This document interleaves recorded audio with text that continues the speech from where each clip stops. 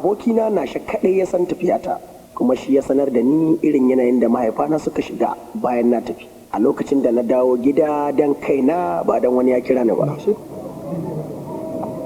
Ka ce kai ka gan shi da idonka? Ƙwarai kuwa, ni mun haɗu da shi mun yi sallama akan ya tafi maraya. To abin da ya bani mamaki shine yaro yana ta zaga a gari wai yana neman sa, babansa yana neman sa. Sai ce a'a, mutumin da muka yi sallama ya tafi maraya? Sai na ce to bari in zo in ji. Ko kuma dai wani dai shirme yaron yayi. To kuma gashi ashe wai ma'arufi ya bar garin nan kuma wai ba tare da kun sani ba. Abin da mamaki. Ya faɗa zai je ganin mahaifinsa, ya ce ba da yawuna ba. Ni ma na ce ba da yawuna ba. Tunda shi kaɗai gare mu. Ɗan ka tafi birnin nan wa zai kula da mahaifinka ba lafiya. Amma da yake ɗan yau ne. Shi ne ya kama hanya ya tafi har ka gan shi a hanya. Ashe? Na'am. Lokacin da muka yi shi ya ce da shi. Ya ce ba shi ba. Ga halin da nake ciki. Ina mashi.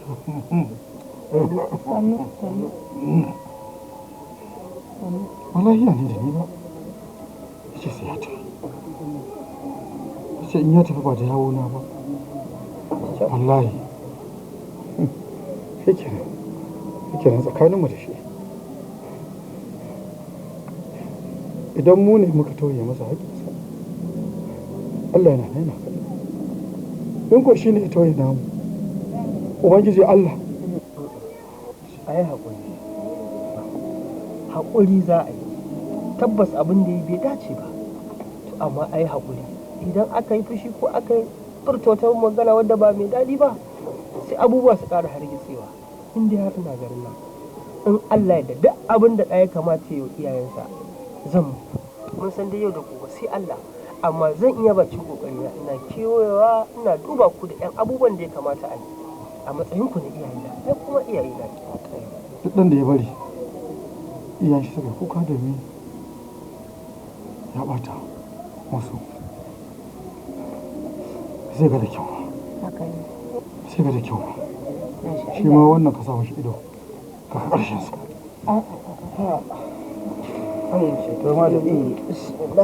Amma ɗan ɗebo ruwa ne haka dai da ice to za mu ɗan abin nan ko kara. To yanzu na fita na gani kai yi saƙon gida zan biya wajen mu sai su ji kar su kawo su a cikin ruwan ba. Sai ka ji ka ne ka gode na shi gode.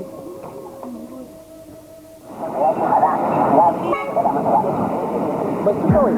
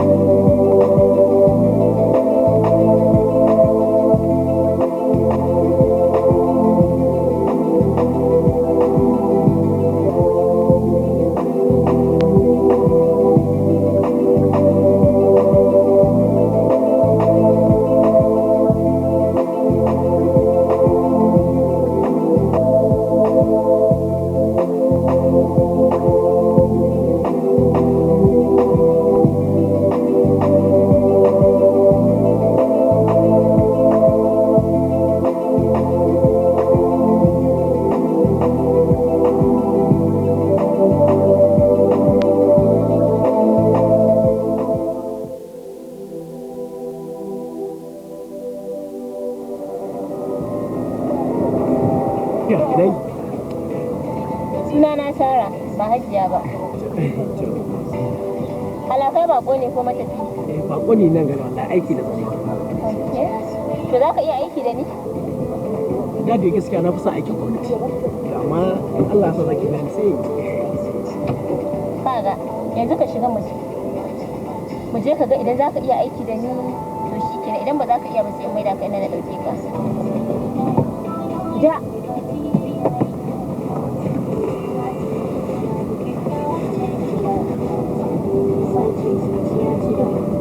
Oh.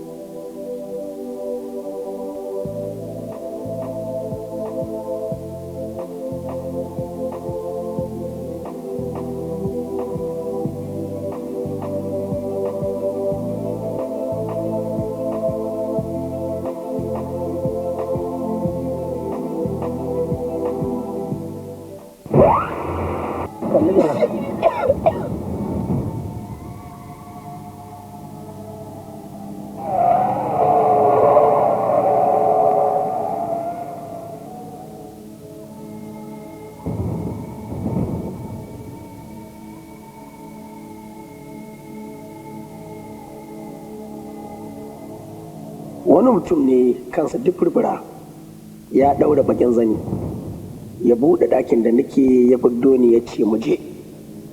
Lokacin da ya ta sani gaba a kusurwar gidan wasu yara ne guda 6 da askakken kai duk an shafe cikinsu da wani farin abu an jera su layi. Wani ƙato na damƙarsu da ɗaiɗai yana sa su cikin wani ɗaki. Duk wanda aka tura ciki sai in ji ya kwala ƙara gwanin ban tausayi. Nan gefen kuma wani ƙato ne mai ido ɗaya tare da wani bakin zani yana ɗura wani abu mai kamar jini a cikin wasu galaluwa. Ni dai ba abin da nake yi sai la haula.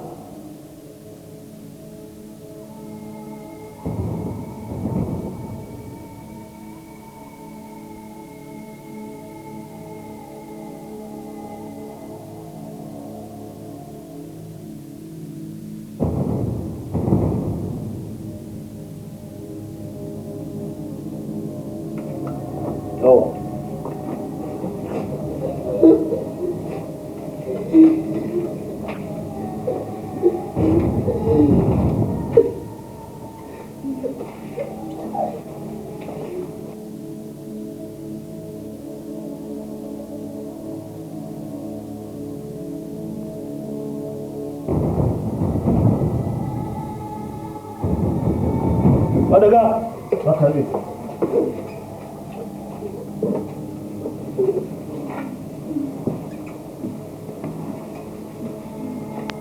Kana kayan da Sara ta kawo jiya?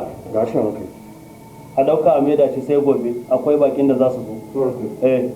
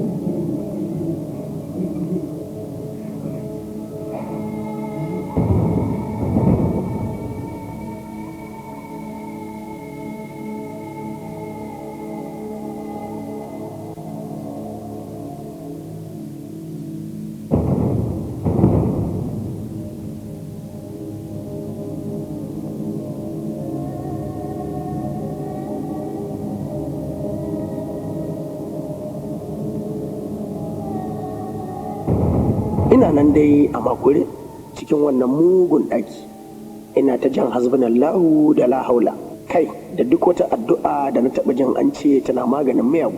Makami!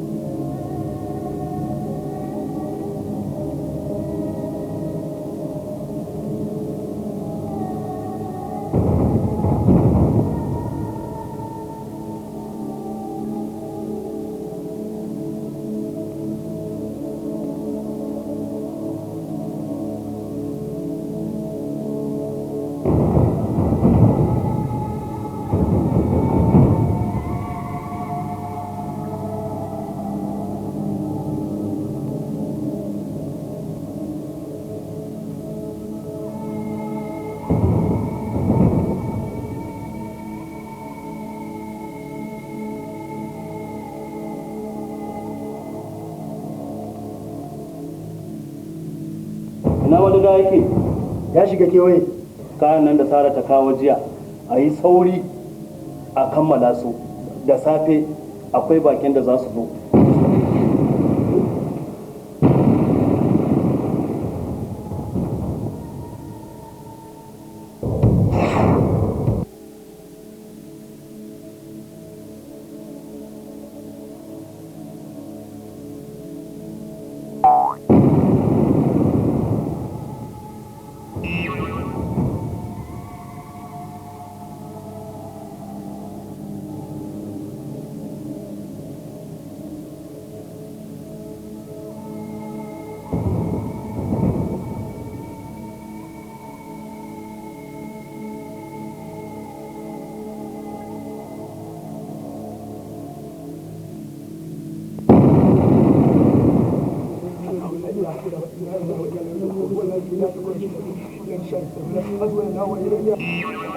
Thank you.